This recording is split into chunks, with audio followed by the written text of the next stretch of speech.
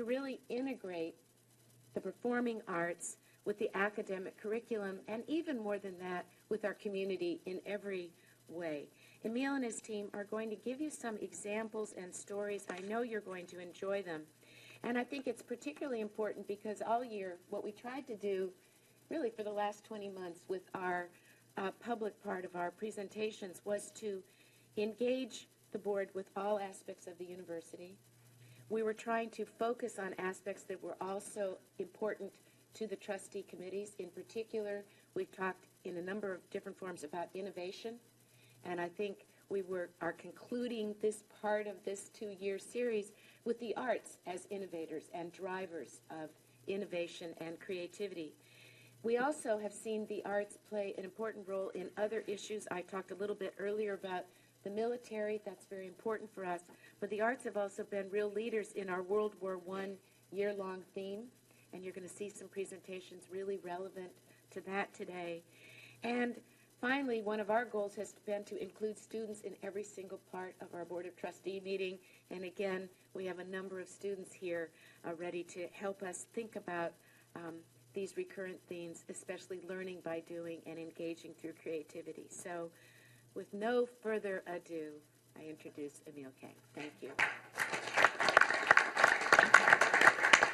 Thank you, Chancellor Folt, Chairman Caudill, trustees, for having us here today and for allowing us to share our work with you all. I know many of you and some of you I'm just meeting today, and I'm delighted to be here. I'm delighted also to be joined by many students and faculty, as Chancellor Folt mentioned, and visiting artists with different perspectives on the impact of the work that we do. I'd like to begin by acknowledging members of our International Advisory Board. As you may know, while we are a university entity, we are advised by a very distinguished group of advisory board members, and I'm pleased to welcome the chair of our International Advisory Board, Chancellor Emeritus James Measer. Just wave. And our vice chair, Wyndham Robertson. And we are also joined by 2 members of our board, Paula Knoll and Michael Tiemann. I'd like to also just make a shout out and thanks to our provost, Jim Dean, and our executive vice provost, Ron Strauss, for their distinguished leadership of our program. Thank you both very much.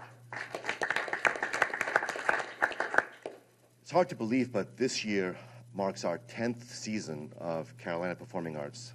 What you'll see here is just a rolling scroll of slides that hopefully can demonstrate some of the impact of the work that we've done over the last few years. I'm on my 11th year here in Chapel Hill. I'm a native New Yorker from the Bronx, so I feel like I run now Carolina Blue. My daughter bleeds Carolina Blue, and this is something that we've just grown up with. My daughter was 12, and she's lived here for 11 years, and we can imagine living nowhere else but here in Chapel Hill. But it does seem just like yesterday when Memorial Hall, and I'm sure some of you remember, had no air conditioning, had windows that let the sun in and light through, that especially had no bathrooms. And it's amazing to me that 10 years later, we are still here really reinventing ourselves year after year after year. As you, I'm sure all know, Carolina students can attend all of our performances day after day for only $10. We also allow Carolina Covenant Scholars to attend all of our performances for free. These are programs for us that are very, very important to the work that we do to ensure that access is not an issue when it comes to engaging in the arts. It's also going to be probably the first and last time in their entire lives that they can see a performance by Merle Haggard or Yo-Yo Ma for just $10, or in some cases, for free. It's unheard of. Since the days in 2005 when I was just a staff of 1 and had a budget of $1,000, 10 years later now, we have raised in total giving nearly $20 million. We have generated over $13 million in ticket revenue. We have sold over 500,000 tickets, with 1/3 of them going to UNC students. We have supported the creation of over 40 new artistic works from around the world, and we have welcomed artists from 60 unique countries, all for the benefit of our Carolina community. So you may wonder, shouldn't we be satisfied? Isn't that enough? Should we just keep going? Well, obviously we are not satisfied. Our objective has never been simply to sell more tickets or to bring more shows. In fact, I bristle at the notion that we should do those things because I believe it reduces us to being a simple concert promoter.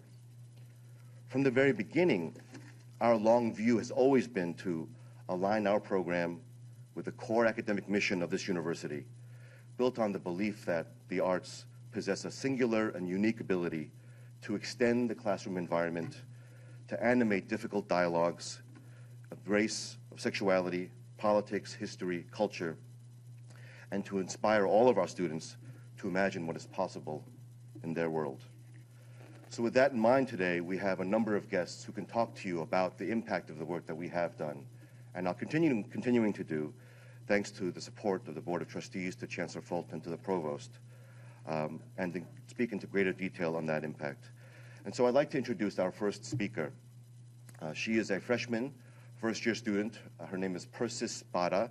She comes from Florida. She is a Robertson Scholar who hopes to double major. She's an underachiever, I'll tell you right now. She hopes to double major in biomedical engineering and also in business administration at Keenan-Flagler. I asked her to speak to you today because, like her, the vast majority of our students are not majoring in the arts, and yet they believe in the importance of the arts as part of their education. And so it's my pleasure to welcome Persis Spada.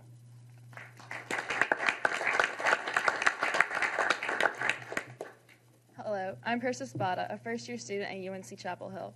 First, I would like to say thank you so much for giving me the honor of speaking here today. I really appreciate how hard you all work to enrich student lives, and I'm excited to share my experiences with the Carolina Performing Arts and how it's enriched my own life. This institution is truly something special to our university that my friends and I treasure. It wasn't until my first day in Chancellor Emeritus Meeser and Dr. Emil's class, a special first-year music seminar, when I first heard about the Carolina Performing Arts. I remember scanning the syllabus that day and thinking to myself, I'm a science major. What am I doing here? I have to see 10 performances in a semester? This is crazy. I'm not going to have the time. But somehow I found the time, and I'm so glad I did. I think the ultimate question that a Board of Trustees should ask a student when evaluating an institution is, what has the Carolina Performing Arts meant to my education?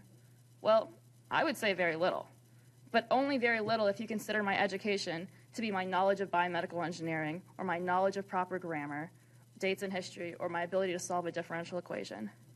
The Carolina Performing Arts has not taught me knowledge, it has brought me wisdom.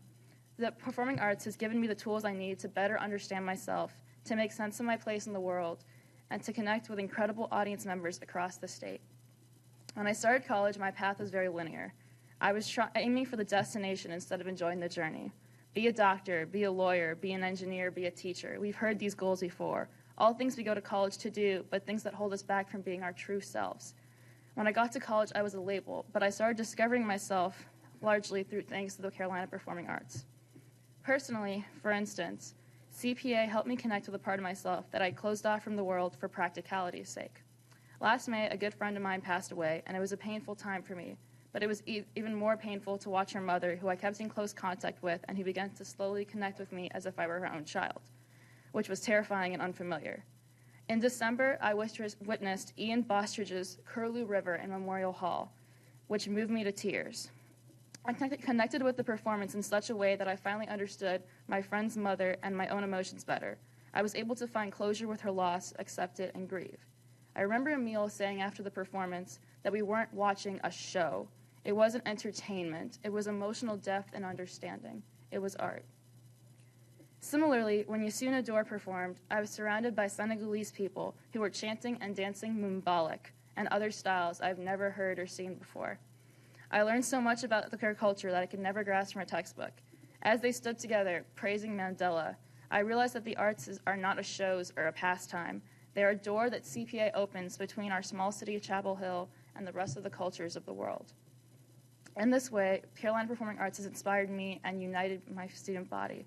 We are all Tar Heels, all people of Chapel Hill in North Carolina, who join together to experience something we cannot find in our hometowns, something unfamiliar, something uncomfortable. But we go anyways because those things that make us uncomfortable are the things that make us grow. At UC's performance, most of the audience wasn't familiar with Mbalic music style or the Senegalese language. I know I wasn't. But the few who were familiar taught us through encouraging smiles and gestures. By the end, everyone was dancing and chanting the same Senegalese words, joining together. In this way, our experience gave us a shared identity of appreciation of a culture we usually would never interact with. It was unfamiliar to us as individuals, but beautiful and exciting to learn and experience together. These performances have helped me find parts of myself that I've not discovered during my formal education. Focusing on my studies, and my dad reminds me every time we talk on the phone, is definitely important. But sometimes I believe students forget the meaning behind our actions, the reason we go to school, and the reason we're doing what we are doing. It isn't the specific programs or performances that make the Carolina Performing Arts what it is. It's the staff that's kind, the performers that are innovative, and the audience of students that shape a collective and engaging environment. When you go there, you're learning about new cultures of the world, new ways to understand your grief, your happiness, or your oppression, and new ways to understand the arts. Ultimately, it is never a show you're going to see. I hate that word. It's a lesson through shared experiences, a lesson about the reason you're doing what you're doing. I promise you, I won't remember Euler's formula or the date the British invaded France, but I will definitely never forget watching Youssou N'Dour talk about Nelson Mandela, the Medina, the father, who is still with us right now. Nor will I forget watching the faces of the audience members light up and bob along when a jazz flute player started playing riffs and trills unlike anything we've ever seen before. Every performance and every night had such an impact on me in such a unique way, and a great education is supposed to help you find your reason why. And Carolina Performing Arts, in my opinion, is UNC's reason. Thank you so much.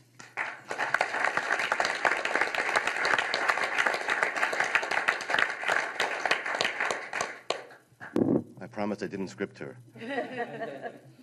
Thank you, Persis. First-year student, second semester freshman year. I promise you I wasn't that articulate myself either. You found me in the basement of, anyway, I won't go into that. Of course, working with the students is our ultimate impact, but we've always known that engagement with faculty has been alive at the heart of the work that we've done. And from the very beginning, since 2005, we've spent hours and hours trying to engage faculty with the performances we've brought, finding ways to create connections between faculty in School of Law, School of Medicine, and chemistry, and the business school. What we realized over time was that we were only as good as our last collaboration. And so in 2007 and 2008, I started to engage faculty on a more collective level to find out what we could do better to engage a group of faculty to institutionalize our engagement, because we believe that engaged faculty led to engaged students, led to transformation over time. And it was through a really wonderful occasion to meet with Professor Joy Casson, Professor of American Studies and English, that this came to bear. In 2007, we had brought a spoken word artist, the late Sekou Sundiata, who came and did a piece of his called 51st Dream State. This was a piece that he made on citizenship and the importance of citizenship in our country. And Professor Casson took it upon herself to engage this artist in her coursework, in her syllabus, to talk about the importance of the practice of art to the education that she was providing for her students. And it was through that conversation that we developed this idea of arts at the core. And in the meanwhile, over the course of that next 2 or 3 years, Professor Casson made herself a little busy by chairing the American Studies Department, founding a doctoral program, doing some other things. But it wasn't until 2012 that we went back to her with the support of the Andrew W. Mellon Foundation and created our Arts at the Core initiative. This initiative of ours has become, in the last 2-3 years, industry leading across our university peers. The peers that we look at every day, just like you all do every day, for us, you might want to know, are places like the University of Michigan, UC Berkeley, UCLA. These are institutions that we believe are our own artistic peers, and also are the ones where are doing the work that, like we're doing, in integrating the arts into the academy. Thanks to the leadership of Professor Casson, we launched this program with a major gift from the Andrew Mellon Foundation. And in particular, we launched 3 major components. And Professor Casson will go into this in greater detail. We launched our first Andrew W. Mellon Distinguished Scholar with the belief that we needed a faculty champion to do this work of integrating the arts into the academy. We also launched the work of a curatorial fellow with the belief that by engaging faculty in the curatorial process of the work that we do, so that they themselves can choose some of the performances that relate to their research, that the impact would be greater. And lastly, to create a postdoctoral fellow position so that we could engage this new crop of doctorate students in the work that we are doing. So it's my pleasure to introduce to you now our next speaker, Professor Joy Casson, and our current Mellon Distinguished Scholar. Joy.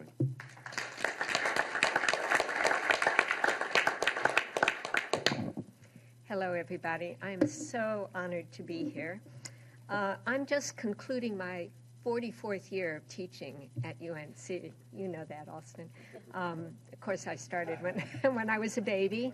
She was younger than me when I took her course. Yeah, Just interject here. Professor Casson has been one of my, she doesn't know this, mentors since I have been a student, because she is such an outstanding, wonderful professor and in this field, and I want to thank you for all you've done. Even though my pal over here forgot to take your course, I was Molly signing Mr. Clark. Thank you so much. Austin, how did you do in the class? I got Kim's call. So my lawyer always. I better sit down. This is just too much I am delighted. praise. Thank you, Sally. That's so touching. So in those 44 years, I have to say that the last 3 have been the most exciting of all because of the opportunity that Emil just described. I've always been interested in the arts as a consumer, and I've also teach in an interdisciplinary field, so I'm always looking for ways to connect. What Carol's talking about is breaking down the silos. That exemplifies my teaching and my interests. And I've always thought I was kind of working under the radar to figure out how to make opportunities for my students to go to the arts events, to incorporate them into class. Sometimes I would be so fortunate as to have an artist working with me. And now, under the Andrew W. Mellon Foundation grant, I have the opportunity to think about that more systematically and to work with the amazing staff at Carolina Performing Arts and with my colleague, the Andrew W. Mellon postdoctoral fellow, Aaron Shackleford, who's sitting right there, to try to make this experience happen for more people. Oops, wait a minute, that's what I wanted to have. This image, like the ones that were playing behind Emil when he was speaking, shows the very moment when students are having the experience Emil was talking about, having the opportunity to talk in small, intimate settings, even sitting on the floor, with some of the greatest artists in the world. Here, the famed conductor, Valery Gergiev. Persis, is this your class? Are you in that picture? No. But it's the kind of thing that Persis would have experienced as well. Well, let me give another example from my own experience. In 2010, Carolina Performing Arts brought an amazing work by the choreographer Bill T. Jones. It was called Fondly Do We Hope, Fervently Do We Pray, and it was a piece about Abraham Lincoln that had been created in 2009 to celebrate the centenary of Lincoln's birth. And I had the idea that this piece that thought about Lincoln, slavery, the Civil War, the turning point in our nation's history, that would be a very appropriate experience for the students in my American Studies survey class.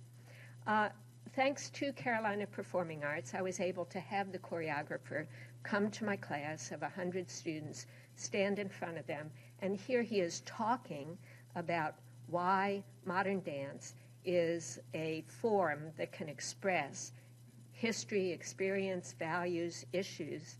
But not only did he talk, he got the students up on their feet, 100 students, showing them moves that they could look for and recognize in the performance they were about to see the next day.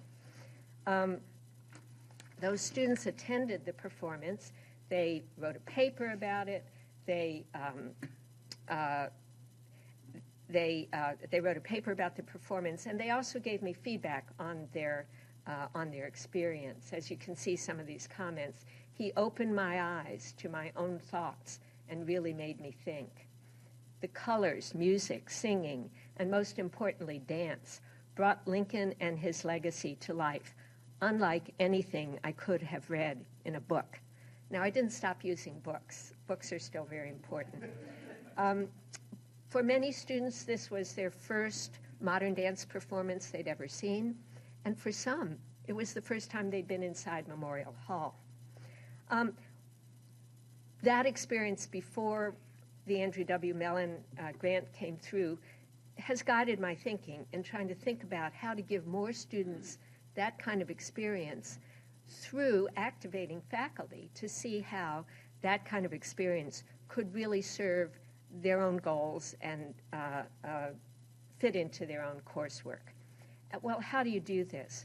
One way is to start talking and to form a community of people. It's a little bit risky if you've been trained in some discipline like Germanic studies or physics or journalism. It's a little risky to say, okay, now we're going to go to a performance. You have to have from the faculty point of view, you have to have the confidence that you can bridge that gap, that you can push yourself a little bit to be more interdisciplinary, and that in doing so, you will bring to your students a new way of understanding the things that you care about. So we've launched a series of faculty seminars, dinners, conversations, workshops, where we talk about best practices for integrating the arts into the academy. So part of it is building a contingent of faculty who are going to do this. For each student who has this experience, that happens and then they move on. But if you get faculty convinced that this is an exciting part of the Carolina education, they can replicate it for new students year after year. And so it brings us to the kinds of events that you were seeing before, artists in classrooms with students, professors in dialogue with artists. Arts at the Core builds into the schedule of the artists coming to UNC time to go to the classroom, in some cases conduct master classes, some of the things you would expect, but you might not expect a singer or a musician or a spoken word artist or a stage performer to engage with students in the School of Social Work or the medical school or the School of Journalism. We've had some presentations on how dance and physics relate to each other. If you want to know about that, ask me later. It's pretty unusual. And through the work of Erin and the postdoctoral fellow, we've also connected these performance opportunities with the public service scholar opportunities so that we have students earning their public service scholar designation through work with the arts. Well, how has this been working out in these first 3 years? I'd say pretty well. It's almost an exponential growth in the numbers of courses that engage in this way.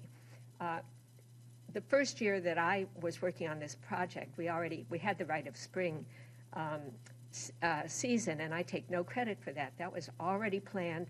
We had funding from another grant. Faculty had been working on this for a year. Some of them had received course enhancement grants. And that year there were 22 courses that were connected to programming at Carolina Performing Arts. That was phenomenal. The next year, working through these networks and discussions and conversations, the next year we had 37. And this year we've had 60 courses, 60 different courses where students have been engaged with the Carolina Performing Arts in one way or another. So the sky's the limit in terms of, well, the sky's not the limit. Our stamina is the limit as to how many different ways we can think about these connections. We've just begun to think about it. Now, Emil mentioned another initiative of the Mellon Grant, and that's been the opportunity to allow, in this case, younger faculty members to spend a year as a so-called curatorial fellow, and that means that they would research, they would make a proposal for a certain kind of performances that they would like to bring here that would fit with their research and their teaching. and then Carolina Performing Arts would undertake to bring those here. This has been the first season for the curatorial fellows work, and that's Professor Afroz Taj from the Department of Asian Studies, and he has done 2 performances on South Asian performances related to water in South Asian culture, forgive me, and that's been a great success. All this year, our second curatorial fellow, Heidi Kim, has been at work. Are you here, Heidi? No. And she has been at work when the season is announced in a couple of months. We'll see 2 performances that she curated that will be taking place. And we've just selected our third curatorial fellow, Jershan Aviles from the Department of English and Comparative Literature, and he has a proposal about performance and civil rights, and that will be, he'll work on it next year, and that will be presented in the 16-17 academic year. So here are a small set of faculty members getting deeply embedded and actually helping to produce performances. My work in this position is coming to an end, but the grant continues, and I will be succeeded as the Andrew W. Mellon Distinguished Scholar for Carolina Performing Arts. I'll be succeeded by Professor Jane Trailkill, who is the Bowman and Gordon Gray Distinguished Term Associate Professor of English and American Studies. She is dynamite. I hope you get to meet her because she has more ideas per minute than most people in the world. To conclude my section here, we want to bring, or to conclude our presentation, we want to bring before you 2 specific examples of arts integration that we've had this very past semester. First, we'll talk about the innovative art-making residency by the Combat Paper Project, and then we'll talk about the innovative and deeply engaged classroom contribution of one of America's leading musical groups, the innovative string quartet called Brooklyn Ryder. And in a few minutes, Emil will present Brooklyn Ryder. So my friends, you want to come up here with me? Now I want to introduce you to Combat Paper Project, which came to our attention through another set of artists that CPA was presenting on the main stage.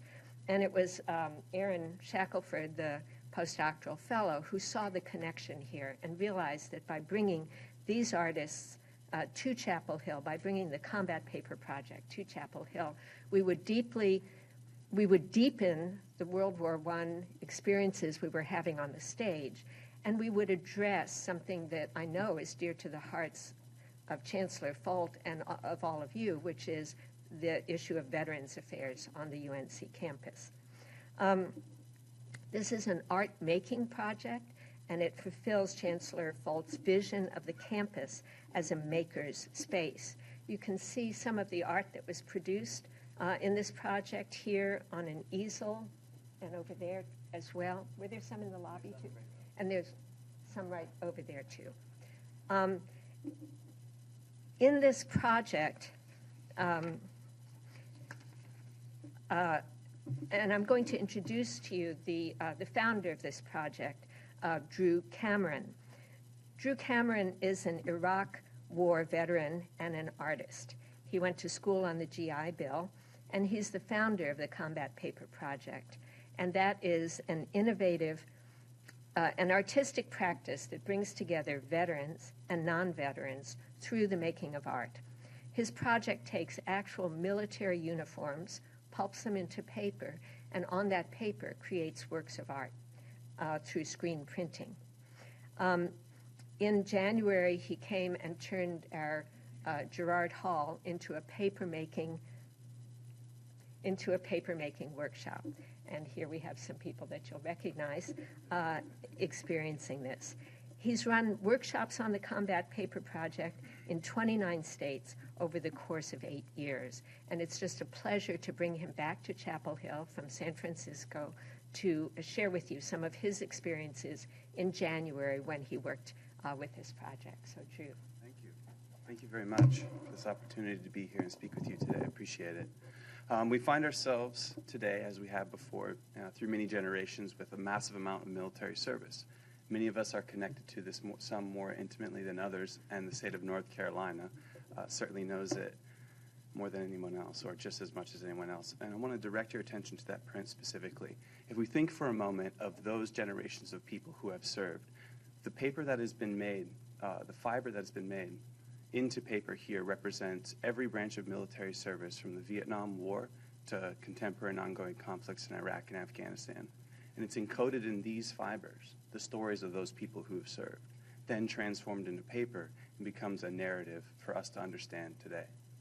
It's through this process, I'm often really interested and struck when people don't think that art and military necessarily go together. But if we look very just briefly at the surface of art and its practice throughout time, it's been the way that we've understood military experience and military conflict through poetry, through the creating of print, through book, and it continues today. There's a movement that's happening around this country of many, many people who are coming back now from these experiences and turning to the arts. They're turning for innovative ways to activate these stories and ideas and find new meaning in it. And for my part, combat paper allows that space, allows various people who did not necessarily have training in art, but who have backgrounds, who are studies in political science and history, natural resources is where my background comes from, and to use this process to form a new dialogue, to continue an artistic practice, but to discover the community and how it fits into their lives now. The biggest challenge for a lot of us coming out of the military service is to find a sense of purpose again. Through specific workshopping, open and accessible, free, bringing people together, all of our various perspectives have equal weight, whether we're a friend of a veteran or whether we came of age 5 years old and now these students, at 9/11 happened, now these students are at college and university. And what's the impact? What is that meaning in their lives today? Well, we can look to fellow veterans who are now students. We can use artistic practice as a means to unpack and uncover and discover what that means in our lives today. It's important, it's our responsibility, and it certainly continues to reverberate throughout our society as many of us come home and carry back the warfare and the memory of those experiences. So this, I feel, is a very poignant and approachable way to do that. It's a conduit. The paper making becomes a conduit to discover a new language. The things that are often difficult to discuss through words can be found through artistic practice. It often speaks outside of the limits of spoken language. I appreciate your time. Thank you for having me here.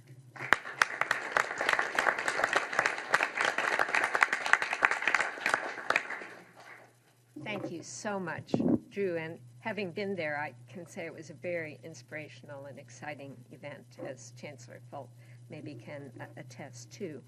I want to invite now to the podium some of the other people who are in that picture, who were in that room, and can speak to the experience of having Drew and his workshop on our campus in January.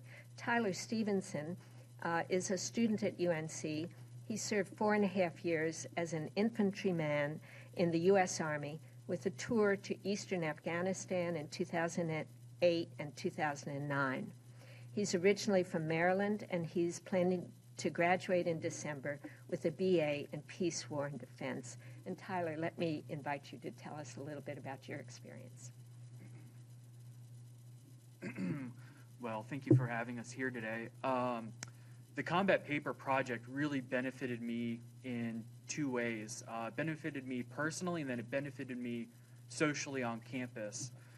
Personally, it's hard to visualize after the fact your service sometimes. It's a part that when you move on to life after your service, you want to keep many connections to it, and sometimes it's hard to visualize that. And Combat Paper Project gave me that opportunity. And people asked me, was it hard to take one of my uniforms that I wore overseas that really becomes a part of you? Was it hard to take it and grind it up and turn it into art? And for me, it wasn't. For me, it was a way to physically represent my service and display it now so that people can see it and they can get an idea of my experiences, and they can, and it starts a dialogue, and that kind of then brings it into what it did for me socially then on campus. And as a veteran, a student veteran, you're very much a sort of invisible minority on campus. You know, you walk around and people see you, but they don't quite know your story and what brought you to now as a student at UNC. And Combat Paper Project really gave me an opportunity to have a dialogue with many people about my experience there that I never would have had otherwise. And for many students, I don't think they realize how many veterans are on campus. So to have that opportunity to go there and meet with them and talk about the project and my service with them, with the Combat Paper Project, sort of as a conduit, is a really valuable experience. It was a way to kind of relate to them that I never would have been able to otherwise, and to show them and explain to them sort of my place on campus and how it feels to be a student veteran here. And it really just, you know, the most important aspect was just starting that dialogue and letting people know that we're here and that we exist. So it's very exciting. I was very thankful for the experience at Combat Paper Project, and very much hope to be working with Drew in the future. Thank you.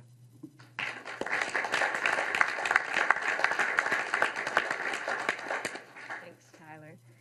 And finally, we have another veteran to hear from. Lara Taylor is a veteran of the U.S. Air Force. She graduated from UNC in the class of 2014. I think some of you know her already. She's a founding member of the Carolina Veterans Organization and the director of the Warrior Scholar Project. She currently serves as the Chancellor's Fellow in Chancellor Bolt's office. And Lara, I just invite you to speak about this in any way that you wish. Thanks. Thank you. So as a founding member of the Carolina Veterans Organization and their current historian, I've had the great privilege of seeing them expand from what was just an idea between friends to what is now a thriving student group. And initially they advocated only for the needs of the student veterans on campus, and now they're advocating for people in the community and providing services, for example, to the homeless in Chapel Hill, Durham, and Carrboro. And so what we know is that by providing services and opportunities for student veterans, they become more engaged on campus, and it enriches their experience and then motivates them to enrich the experience of others. And that's exactly what we've seen as the university has shown a growing commitment to veterans on campus and is providing more. They're becoming more engaged. We're finding more and more of them on campus that we didn't know were veterans. And then through projects like the Combat Paper Project, which is a beautiful experience of this positive feedback cycle that it creates, we see our student veterans be able to participate in something where they can turn their military uniform and in the abstract, their military experience into an art piece that they can share with the community. And that engages the community on our campus. And it just gets us all more connected to each other. And it helps facilitate a bridging of the gap between the military and the non-military cultures, which are so very different. And that's so important. And so I feel so fortunate to have been invited to be a participant in the Combat Paper Project. And I'm so happy to know that Drew will be coming back this fall for an extended period of time to share his artwork and his project with more members of our community and our campus.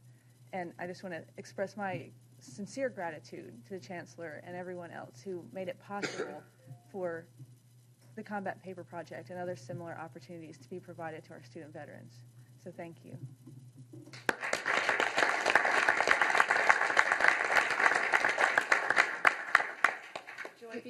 Before they sit down, can I just ask a quick question? I just wanted to make a quick comment.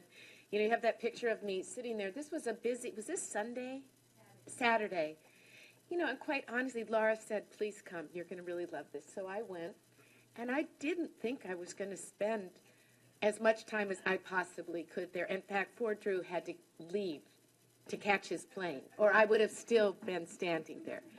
But I just want to mention it because it was so incredibly emotionally connecting, and I felt like I got to know Tyler. I felt like I got to know Laura better. It wasn't, and it was filled with children of veterans and families, And I thought, Drew, if you could just take a minute and just describe a little bit more what the actual combat paper project is, because it strikes a chord in everyone, and it was just really wonderful. Indeed, it mimics an ancient craft of transforming material, clothing, into paper. This is a very, very ancient process, many centuries old, in fact. So, and by doing this, we're mimicking and continuing something that has been lost at a test of time, but also unpacking and quite literally transforming the stories of our lives into paper, which has been, through time, the great purveyor of knowledge, not my words, but those of Nicholas Basvanes. And it allows us to use this as a vehicle, as a forum, right? Through process, but also artifact. And it's very transformative indeed in a literal form, but also as the story is unpacked and shared and connected with others. So that perhaps it's not something that we carry weight solely, but we carry together as a community. It's all of our stories. It's a shared experience, indeed. And he creates these beautiful pieces of work that go with the Kronos Quartet, too. You might want to describe a little bit. We did purchase a series, but they're created from the uniforms of veterans from World War. These images here, so as we are now commemorating the Great War, 100 years since the beginning of the Great War, and through the next 4 years, through 2018, we'll be thinking of these various commemorative moments. This piece, Beyond 1914 to 1918, for my part, attempts to do some justice to the memory of the Great War as it impacts our lives today. And the images come directly from early nitrate film from portraits of soldiers before they were sent overseas, and then from the handwritten notes of the composer, then translated through paper pulp, printed onto handmade paper, again made from the various uniforms of conflicts through time. So it's just the physical geography of the fiber for some of the recipes that I make is quite significant. So all of these various people, all these branches of services, and all the places that they've deployed and the wars that they've been in, and how many hours they've stood in line waiting for a meal, or how many naps they took into it. 350,000 miles at least are in one sheet of paper right there before it is here today in this room with us. Just the physical geography is staggering, let alone all of the other components that are carried into the fiber. Thank you very much, Chancellor. And practically, Drew creates the templates, right, for the images. You take photographs or things you've found, images, newspaper, pictures, and create the, what do you call that, the screen? Yeah, indeed. Yeah, and then the people who come to do this the first time, you see Drew holding the frame where the mash is being reduced into paper, but then the students or the participants take the templates that they choose one of his templates and put it on top of the paper, and that's how they come out with the image. So the participants aren't at that very moment creating the image, but Drew's brought them the image to adopt into the paper that they've made from the uniforms that they've brought and all of that. It was truly inspiring. I didn't understand it till I got to see it as well. So thank you very much. This has been a deep dive into just one of the kinds of experiences that Arts at the Core is trying to create. And I just want to, not only is it valuable for itself, but it just as a professor, it's my need to stand here and say it's part of our academic mission. It's part of the academy. It's not the fun thing you do on a side trip. It's something that really builds back into Persis. I love that you said, what does it have to do with my education? Nothing. That's only if you think about your education narrowly. And we faculty members who are now champions and maybe, excessive in our enthusiasm, we're bringing it back into the classroom. So an important part of the academy, grateful that UNC and CPA and Emil had the vision to see this. So thank you very much. Emil will now present Brooklyn Ryder.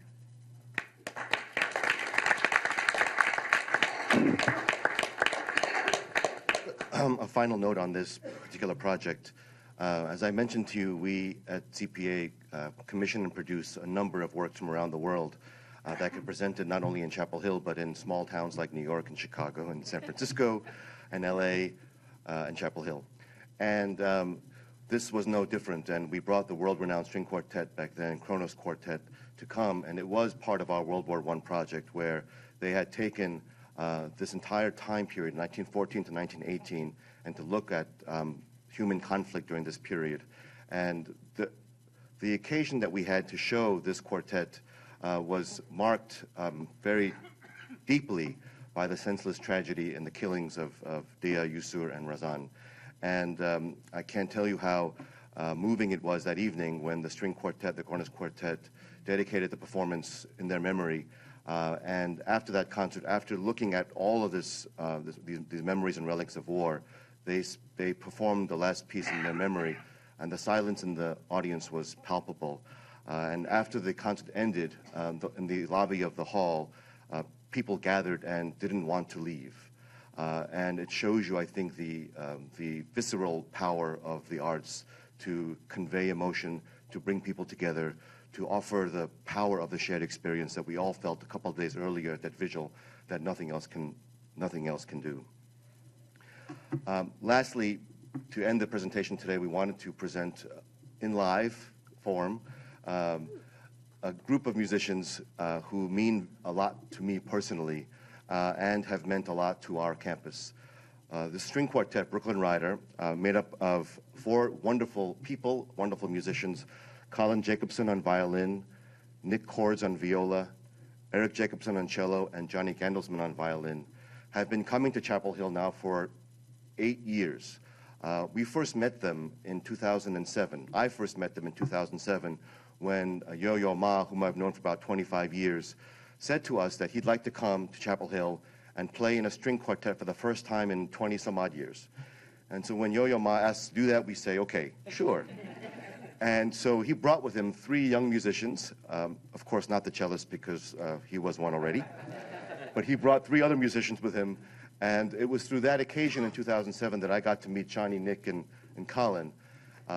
After that, we realized that when we brought Yo-Yo's very notable ensemble, the Silk Road Ensemble, we found that these 3 musicians and Eric in some form and fashion happened to be also members of that group.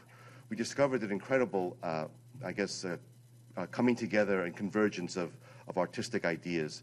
And it was through that we began a relationship with this string quartet called Brooklyn Ryder, in commissioning new work after new work for them to present. And thankfully, they have spent years and times and weeks here on our campus, engaging with students, engaging with faculty, not just talking about the incredibly inspirational music that they present, but about their work as artist citizens, and the power that they have with their instruments. And so I'm delighted to end today's presentation with a performance and some sharing of knowledge by the string quartet, after which I'll come back and happily answer any questions. So it's my privilege and honor to introduce to you all Brooklyn Ryder.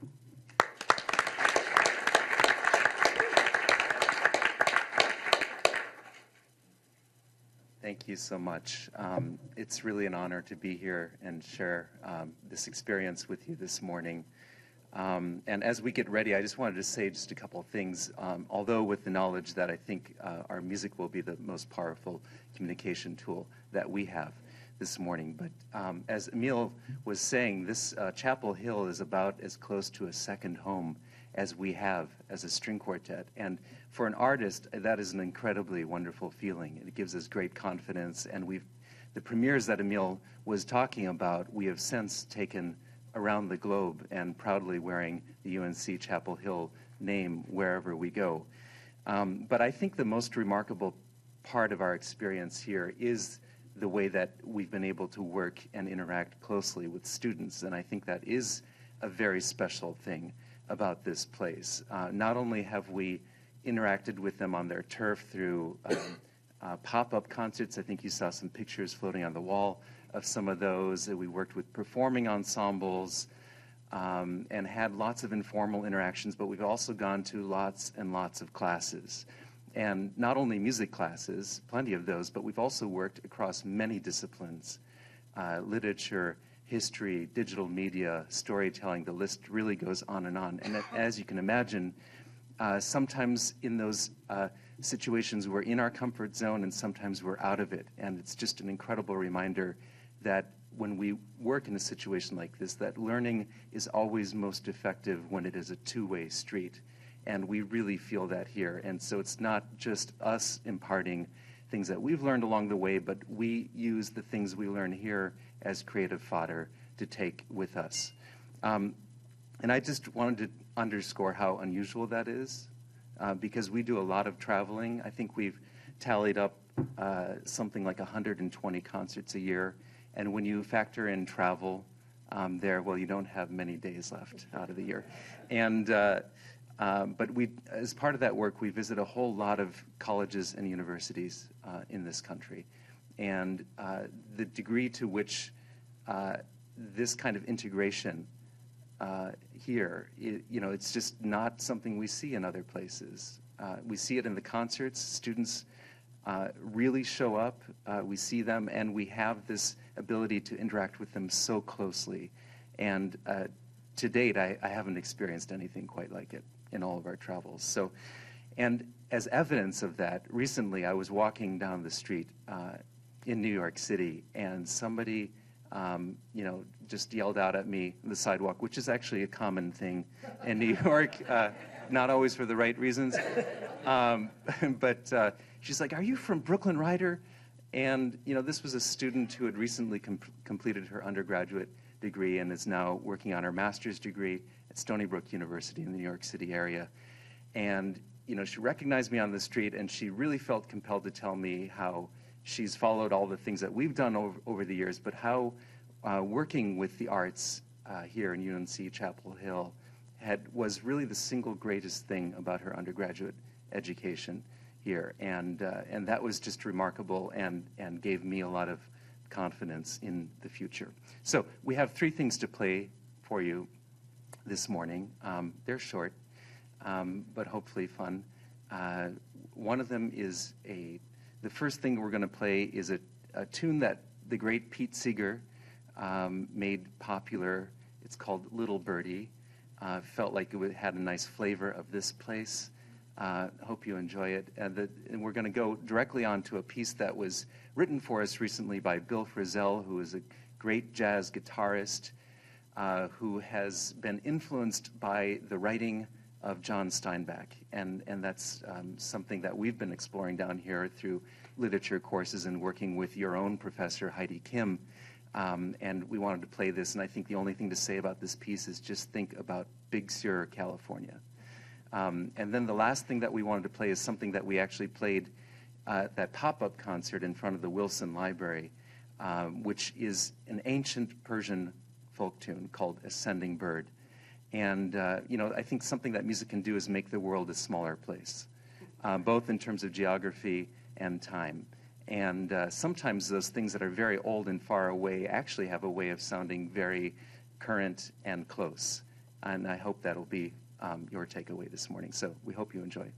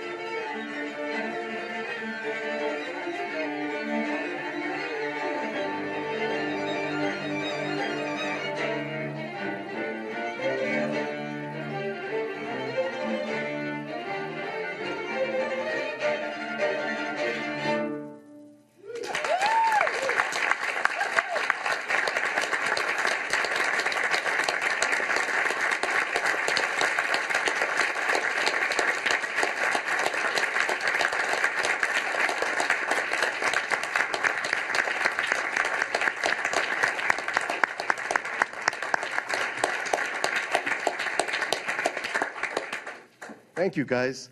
As you can imagine, they're here not only to serenade the Board of Trustees, but also to play a concert in Memorial Hall. And we have a gift for you this morning because we are not short of bribing. But it is their recent CD called The Almanac, which is really all about them working with composers who were inspired by other artists, as you heard. And of course, they're all signed by the Quartet. The concert in Memorial Hall is this Saturday night. And I should just mention that they arrived here on Monday. And I want you to know how busy their schedule is, yet they mentioned, of course, 120 concerts a year, but they arrived on Monday to spend day after day in residence, working with faculty and students, and of course, spending their morning here with us. So I'd like to just ask you to join me in thanking them for being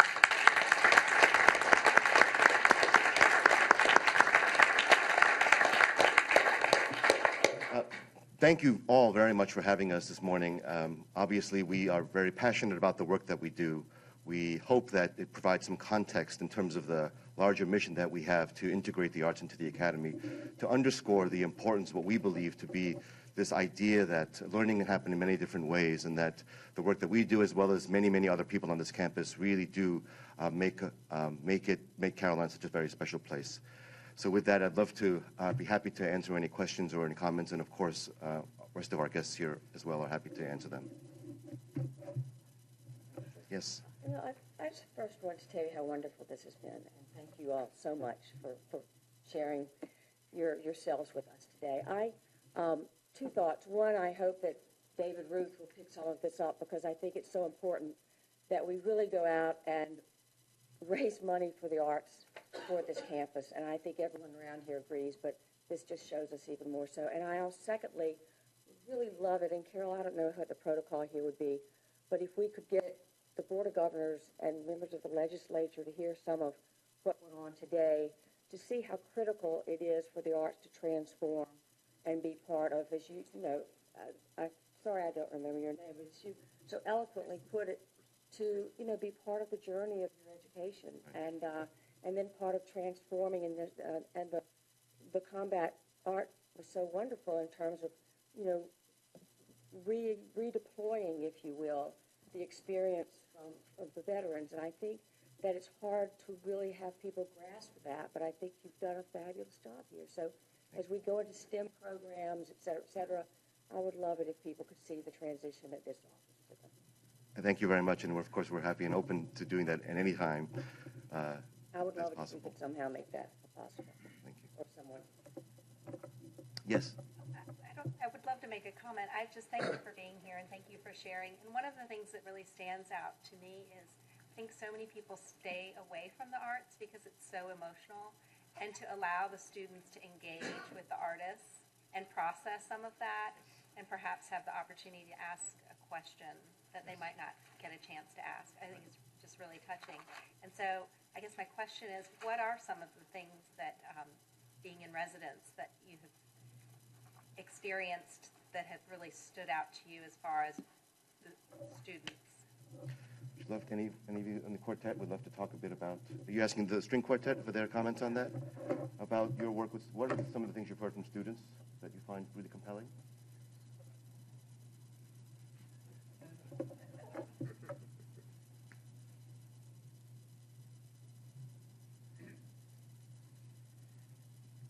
Well, you know, I think that this element of us being out of our comfort zone, you know, when we go into a class, that we go in as an equal learning partner in that situation has been huge to us, and it's given us the courage to create projects which deal with more than just the currency of music. And I think the CD that you have in front of you right now is a kind of a perfect example of the culmination of our work here at UNC-Chapel Hill. I think when we started as a quartet, we would have never dreamed of a project that really brings together music and other disciplines, because all of those composers on that CD are influenced by other artists from around the world. There's music that's inspired by Aboriginal watercolorists, by John Steinbeck, by William Faulkner, all kinds of people. And I think that work is a direct result of our interactions in the classrooms and with students along the way here. And there are two, it's innumerable, I think, the amount of influences that have gone into creating this kind of project for us. But this is only one example of that kind of work. Thank you. As Nick said, there are no campuses, there are no universities where we had this much input and takeaway around America. But we do residencies in other universities once in a while. However, I'd say one of the biggest takeaways is the preparation that it takes to have an interaction that's really meaningful. And so going into a classroom when people don't know who you are or what the thing is, half the time is spent, who are you, what do you do? But actually the teachers are so well integrated here, the professors, CPA, that actually from stepping in the room, there's instant dialogue back and forth. And I'd say that in terms of time usage and instant gratification of actually having an interaction, it's been better here than anywhere else. Gosh, I know you'd rather hear from the quartet, but I just wanted to address the side of what it's like for the students and what it's like to bring emotional subjects into the classroom. Because you're right, a lot of people shy away from them or think, oh, well, that's not part of my education. So let me give you a vignette from a different group that was visiting last year. We had Jazz at Lincoln Center and Wynton Marsalis, who did a big piece called Abyssinian Mass. And it was, they brought with them a choir from Harlem. And one of our faculty members, who was teaching a course on American religions, invited the choir to come to her classroom to talk about music and religious practice. And that sounds like a good intellectual topic, and it started that way. But pretty soon the choir members were talking about what it meant to them personally to perform this music, the line between what was part of their faith and what was performance, and how they managed that. And pretty soon the students were singing with the choir. I mean, they taught them something or something that they were familiar with. And pretty soon everyone was weeping.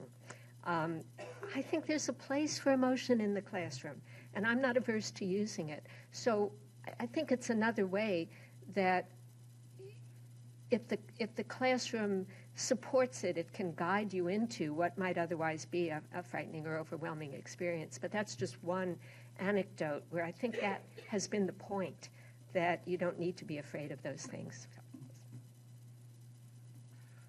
I'll just add to that another idea that we are brewing with the Chancellor's support, and that is to this notion that we can only expect to bring so many people into Memorial Hall. It's only 1,400 seats, and economically we can't sell every ticket to a student because, as you know, they're $10. So while I have board members who are saying to me every day, why don't you have more students in the theater? And I say, well, if you're willing to write the check, sure. But so it is a challenge for us in terms of the balance. But what we are doing, and you'll see in the next year or two, hopefully all across campus, is us rolling out this notion of creative interruptions. And so what we're looking at doing is taking some of the most populated pedestrian areas across campus for students, from Franklin Street to South Campus, and actually during class changeovers, putting a moment of an arts experience all along the sidewalks so that students can actually have these moments where they are and not having to get them to come into our venue, so that we can become more comfortable and more, in a sense, literate with what is happening around them. And these will be student performers, Brooklyn Ryder, and other things, all happening all along these major thoroughfares from Franklin Street down to South Campus. So I think you'll see more and more, and again, I think we thank Chancellor Folt for this, but a lot of attention given to creative practice, and again, our interaction with it. I myself right now I have been an artist, but right now I am an administrator, and my passion and my job really is to try to bring more people under the tent here, and that's the long-term mission. Yes? This is more of a comment. I'm struck by the timing of this presentation this morning with Carolina Conversations, our meeting yesterday. And I thank you and I encourage, because I do believe the opportunity through Carolina Performing Arts and the integration into the curriculum to have common experiences that can then, that's the way in which we can also bridge the differences. And I think your involvement in that can continue to be pivotal in trying to ensure that those common experiences then broaden into a greater reconciliation. So thank you. To that end, one of the ideas we also have is to Look at the freshman reading assignment as an example, and could we at CPA also during the week of welcome have a common freshman performing arts assignment, for example, where students can come into Memorial Hall and over the course of a week attend the same performance that will typically have a social or political justice discussion to it, where they can actually then have conversations not only about a book they've read, but about a performance they've seen. So another way to continue to have structured environments and conversations that hopefully could achieve some of those goals, both in the short and long term. Yes? I would like to point out and thank James Measer's role, not only in what this is accomplishing and will grow at Chapel Hill, the role in that, but also for being the chancellor at the School of the Arts in my hometown, and for just the role in making this a better state. But this is a great example of why liberal arts have a major, major role in a university. And I wish that there's some folks that would understand the value. We've got some teaching to do in that area, but it's amazing. Thank you. And I wish all of you could see this, but I've had the pleasure of teaching with Chancellor Measer for the last 8 years. I've learned a lot from him myself, but we've been teaching this first-year seminar called Understanding the World Through Music. And we have had now hundreds of students come through this course, and students have gone on to medical school, law school, professional athletics careers, everything. And it's amazing to me the lasting impact that Chancellor Measer in particular, I think the comment that Persis Bada made about she's not learning knowledge, she's gaining wisdom is something that I found very powerful that she said. And I think that's really to the credit to Chancellor Measer and the work that he's been doing with us and with me these last few years as well, after his career ended as Chancellor. Andrew. So, Emil, you may not remember this, but last week you shared 2 emails with me that were very different. And I wonder if you could speak a bit to that and the risk-taking that Carolina Performing Arts does. We are at a university, right? And so, therefore, I believe that failure is an option. Parents perhaps might not believe that for their students, but we really, in the arts, when people say to us, well, why are you doing a performance when you know it won't sell out? Well, it's because that's the risk we are taking. Selling out a theater is not our only goal. Changing lives is our goal. And sometimes that happens when only half a theater is full. We are not necessarily trying to change everyone's mind at any one time. We're not looking to preach or to proselytize. We are looking to create opportunities for learning and discovery.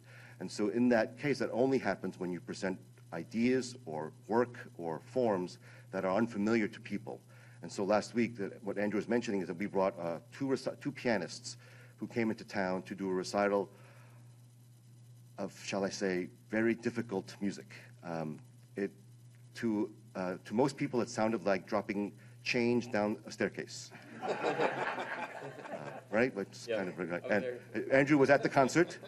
I enjoyed it. And I should say that these are pianists that I've admired for years. And they performed their concerts at Carnegie Hall, at the Chicago Symphony Orchestra Hall, at Cal Berkeley, and Chapel Hill. And that's it.